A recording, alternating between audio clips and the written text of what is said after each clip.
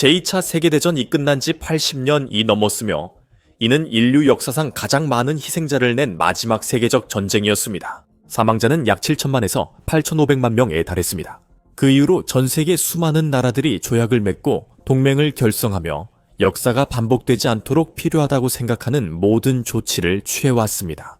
하지만 그것만으로 충분하지 않았을 수 있습니다. 현재 세계는 제3차 세계대전 위기에 놓여 있고 전문가들은 경고하며 지도자들은 최악의 상황에 대비하고 있습니다. 이 영상에서는 전례 없는 치명적이고 파괴적인 세계대전을 일으킬 수 있는 4가지 잠재적 분쟁 발발 지점을 살펴봅니다. 아마도 현재 가장 명백하고 공격적인 세력인 러시아부터 시작하겠습니다.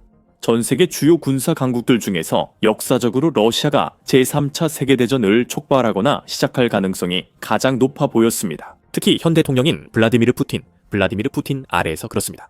이 나라는 국제법, 국경, 그리고 다른 나라의 주권을 노골적으로 무시해왔습니다. 2008년에 조지아를 침공했을 때, 2014년에 크림반도를 강제로 점령했을 때, 그리고 가장 최근이자 극적으로 2022년에 우크라이나를 전면 침공했을 때처럼 말입니다. 우려되는 점은 전쟁이 계속될수록 러시아의 야망도 커지고 있다는 것입니다. 처음에 블라디미르 푸틴은 이 침공 또는 그가 좋아하는 표현대로 특별 군사 작전이 우크라이나 동부 지역에 거주하는 우크라이나인과 러시아인을 어떤 포갑적인 나치 정권으로부터 해방시키는 것이라고 주장했습니다. 그의 관심은 도네츠크, 루한스크, 자포리자, 헤르손 이 4지역에만 집중된 것으로 보였습니다. 그러나 시간이 흐르며 상황이 극적으로 변했습니다. 푸틴은 이제 우크라이나 전체를 완전히 정복하려는 의지를 보이고 있습니다. 푸틴은 우크라이나가 본질적으로 러시아에 속한다고 말했고 이 나라의 국경을 따라 완충지대를 설치하겠다고 언급했습니다.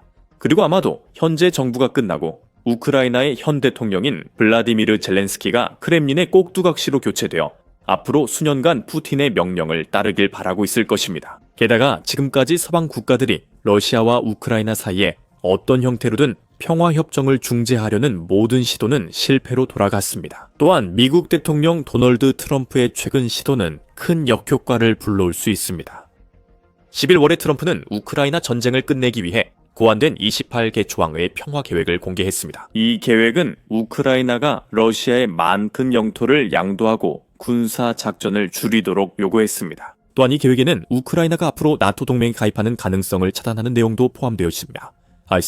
여러 유럽 지도자들은 이 제안을 공개적으로 비판하며 미국이 러시아에 너무 많은 양보를 했다고 주장했습니다. 이는 우크라이나가 정치적 입지와 주권을 크게 약화시키는 조건을 받아들이게 강요하는 것입니다. 앞으로 카야 칼라스 유럽연합의 주요 외교관 중 한 명은 기자들에게 압박은 피해자가 아니라 가해자에게 가해져야 한다고 말했습니다.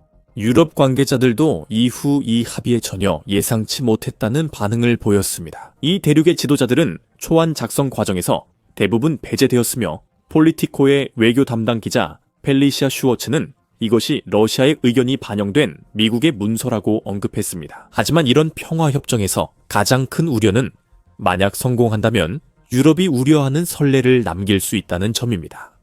그리고 슈워츠의 설명처럼 이런 협정이 앞으로 러시아의 추가적인 침략과 다른 국가들에 대한 침공의 길을 열어줄 수 있다는 점도 있습니다. 그들은 러시아에 굴복하는 것이 러시아 대통령 블라디미르 푸틴이 나토를 공격하도록 부추길 것이라고 우려하고 있습니다. 그리고 그들은 러시아의 이웃국 침공에 보상하기를 원치 않습니다. 유럽 관계자들은 푸틴의 야망이 우크라이나에서 멈추지 않을 것이라 봅니다. 이 두려움은 이후 푸틴이 평화 계획에 관심을 보이지 않으면서 확인되었습니다. 전쟁연구소는 러시아 대통령과 크렘린의 다른 관계자들, 그리고 러시아 군사 전문가들이 어떤 형태의 휴전에도 거의 관심이 없다는 사실을 밝혔습니다. 크렘린 관계자들과 러시아 군사 블로거들은 미국의 28개 조항 평화 계획을 거부하고 러시아의 최대 전쟁 목표 의지를 재차 강조하고 있습니다. 서방 언론이 11월 20일 이 제안에 대해 보도하기 시작한 이후로 이러한 발언들은 러시아가 우크라이나의 항복에 미치지 못하는 어떤 평화안도 받아들일 가능성이 낮다는 점을 계속해서 시사하고 있습니다. 푸틴이 현재 자국이 경제 위기와 노동력 부족, 그리고 수많은 다른 문제에 직면해 있음에도 불구하고 전쟁을 계속하려는 의지를 보이는 것은 그다지 놀라운 일이 아닙니다. 러시아군은 전장에서 느리지만 꾸준하게 진전을 이루고 있습니다. 러시아군은 여전히 큰 피해를 입고 있으며 최근 보도에 따르면 110만 명 이상의 러시아 군인이 사망하거나 부상한 것으로 전해졌습니다. 그리고 손상되거나 파괴된 전차, 장갑차, 방공 시스템 등 기타 자산의 수 역시 계속해서 급증하고 있습니다. 하지만 블라디미르 푸틴은 병사들의 생명을 중요하게 여기지 않는다는 점을 이미 증명했습니다. 또한 얼마나 많은 러시아 전차, 비행기, 차량이 파괴되는지에 대해서도 별로 신경 쓰지 않습니다. 그가 신경 쓰는 건 권력입니다. 그리고 그의 전쟁 기계가 아무리 작고 느리게라도 전진하고 있는 한 그의 권력은 실질적으로 확장되고 있는 것입니다. 그것만으로도 그에게 충분합니다. 최근 우크라이나는 인력 부족, 정부 부패, 전쟁에 대한 무기력감 등으로 어려움을 겪고 있습니다. 그 전쟁은 끝날 조짐이 없습니다. 따라서 푸틴은 평화협정뿐 아니라 부다페스트에서 트럼프와의 두 번째 회담도 거절하는 데 만족하고 있습니다. 하지만 그는 지휘관들에게 이 기회를 최대한 활용하라고 독려하며 우크라이나의 마을, 도시, 기반시설에 더 대담하고 치명적인 공습을 하도록 했습니다. 그리고 그는 거기서 멈추지 않았습니다. 최근 몇 달간 러시아는 나토 방어선을 시험하고 자극하기 시작했습니다. 수많은 러시아 드론과 심지어 전투기들이 우크라이나를 쳐주며 나토 영공까지 진입하는 사례가 여러 번 있었습니다. 폴란드, 에스토니아, 루마니아 영공에 진입한 사례도 있습니다.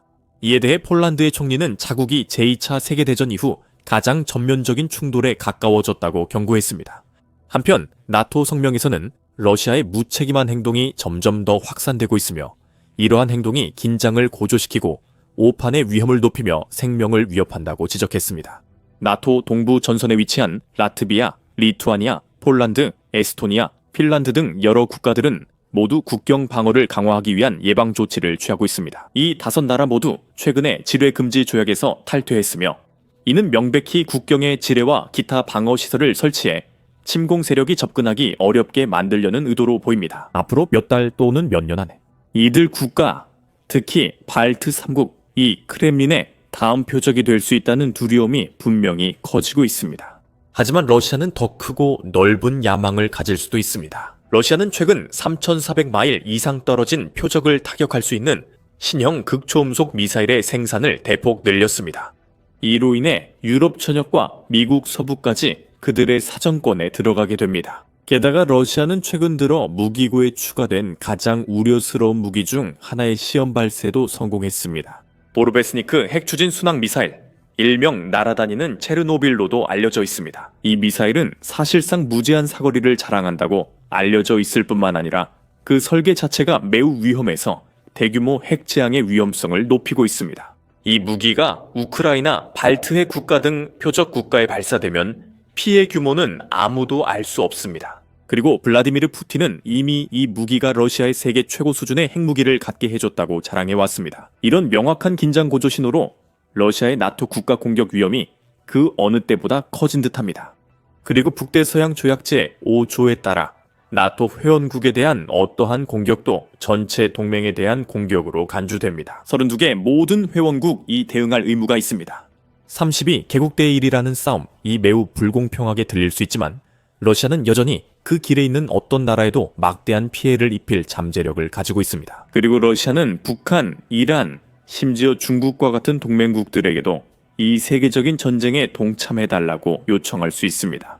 그리고 중국에 대해 말하자면 많은 전문가들에 따르면 이 아시아 국가는 현 시점에서 제3차 세계대전을 일으킬 가능성이 두 번째로 높다고 할 수 있습니다. 타이완 국방부 정보참모부 부참모장인 스리셩 같은 전문가들도 트럼프의 28개의 조항 우크라이나 평화 계획에 대해 경고를 보냈습니다.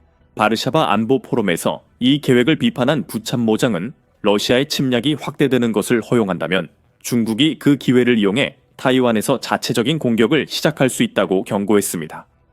중국이 타이완을 공격하고 러시아가 우크라이나 공세를 강화하면 세계는 양면 지정학적 위기를 맞을 수 있습니다. 많은 분석가들도 타이완에서 중국의 임박한 행동 위협에 대해 점점 더 우려하고 있습니다. 특히 최근 도널드 트럼프와 시진핑 중국 국가주석 간의 관세 갈등으로 인해 중국과 미국의 관계가 악화되면서 베이징이 타이완을 중국 영토 통합 계획의 핵심으로 보고 있다는 것은 널리 알려진 사실입니다. 최근 몇 년간 중국은 타이완에 더 공격적으로 대응하고 있습니다. 중국은 2024년에 3연임에 성공한 타이완 집권 민주진보당을 비난하는 한편 타이완 해협에서 실사격 군사훈련을 실시하고 있습니다. 일부에서는 이러한 군사훈련이 미래의 타이베이 정부를 전복시키기 위한 실제 봉쇄 예행 연습에 불과하다고 보고 있습니다. BBC에 따르면 중국은 베트남과 호주 인근의 다른 지역에서도 추가 실사격 훈련을 실시하는 모습이 목격되었습니다. 예를 들어 중국은 타이완을 전면 침공하기 위해 설계된 것으로 보이는 새로운 상륙 바지선과 심해 케이블 절단기와 같은 다양한 장비를 시험하고 있는데, 이는 타이완의 대외 통신을 효과적으로 차단할 수 있습니다. 한편 미국은 타이완을 전폭적으로 지지하며 재정적, 군사적, 정치적 지원을 제공하고 있습니다. 이로 인해 갈등의 불씨는 더욱 거세지고 있으며 그 어느 때보다 충돌이 임박하고 불가피해 보입니다. 실제로 많은 관측통들은 중국이 2027년쯤 타이완의 군사 행동을 취할 수 있다고 보고 있습니다. 특히 올해 새해는 인민해방군 창설 100주년이라는 특별한 의미가 있기 때문입니다. 하지만 중국이 타이완을 원한다면 먼저 미국을 넘어야 할 가능성이 가장 높습니다. 미국 관리들은 타이완을 어떤 대가를 치르더라도 방어하겠다는 분명한 의지 혹은 사명감을 여러 차례 강조해왔습니다. 타임즈에 따르면 중국 측도 타이완 침공이 미국과의 전쟁 위험을 높인다는 점을 인식하고 있습니다.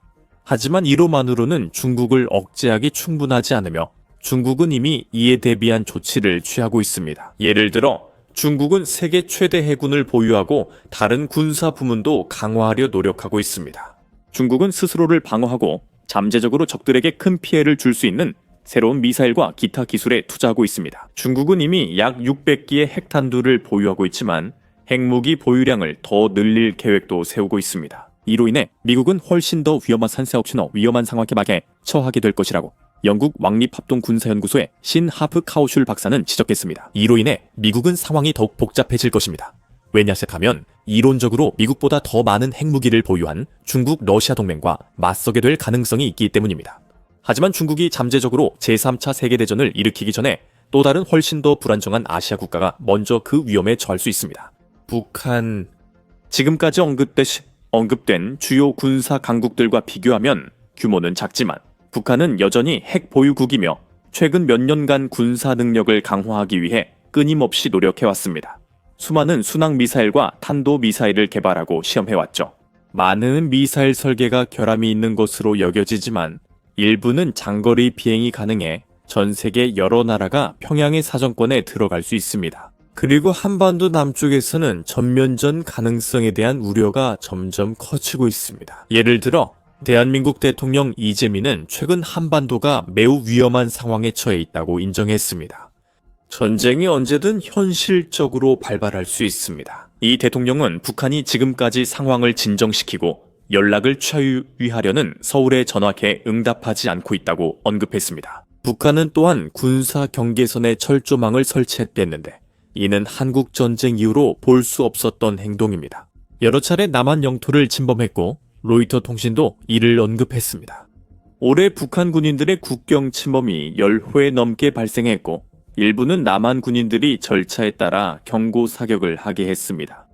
이러한 침범 중 하나가 전면적인 충돌로 이어질 가능성이 점점 높아지고 있습니다. 이런 경고 사격 중 한 발이 북한 군인을 사망하게 해도 충분합니다. 그리고 갑자기 평양이 폭발적으로 반응해 미사일 등 무기를 남쪽으로 발사할 수도 있습니다. 실제로 많은 사람들은 북한의 지도자 김정은이 바로 이런 시나리오를 준비하고 있다고 두려워한 적이요 합니다. 독재자인 그는 남한과의 평화적 통일에 대해 점점 더 관심을 보이지 않고 있기 때문입니다. 한국 역시 비슷한 길을 갈 수밖에 없었고 한반도의 군사적 긴장을 완화하기 위해 체결된 2018년 비적대 조약을 폐기했습니다. 인디펜던트지에 따르면 김정은 정권은 서울과 워싱턴의 협상 재개 요구를 반복적으로 거부해왔습니다. 핵무기와 미사일 프로그램을 축소하기 위한 협상입니다. 김정은은 미국에 맞서는 국가들과의 관계를 확대하려는 외교 정책의 일환으로 러시아를 계속 우선시하고 있습니다. 또한 북한이 러시아의 우크라이나 전쟁에 적극적으로 관여하고 있는 점도 우려스럽습니다. 평양은 수천 명의 군인, 기술자, 그리고 다른 노동자들을 전선에서 싸우거나 러시아의 인프라를 복구하는 데 도움을 주기 위해 파견했습니다. 북한은 러시아의 소수 동맹국 중에서도 가장 후한 지원을 해온 나라 중 하나입니다. 크렘린의 전쟁 기계를 가동하기 위해 막대한 양의 탄약과 기타 보급품을 보내고 있습니다. 푸틴 정권과의 관계를 강화하는 한편 많은 전문가들은 평양이 이런 후한 지원의 대가로 무엇을 얻게 될지 우려하고 있습니다. 북한은 모스크바로부터 막대한 재정 지원을 받아 심각한 식량 위기를 막는 데 도움을 받고 있습니다. 하지만 북한은 러시아 기술과 군사 시스템에서 이익을 얻어 군 전력을 크게 강화할 수 있습니다. 그리고 평양이 점점 더 자주 미사일을 제작하고 발사할 뿐만 아니라 새로운 무기체계도 공개하고 있습니다. 핵탄도 미사일을 발사할 수 있는 추어 연급 구축함 같은 무기까지 등장해 이 나라의 야망이 매우 우려됩니다. 킹스 칼리지 런던 강사 닥터 션 켄지스타즈는 중국이 평양에 압력을 넣어 남한 공격을 유도할 가능성이 높다고 봅니다.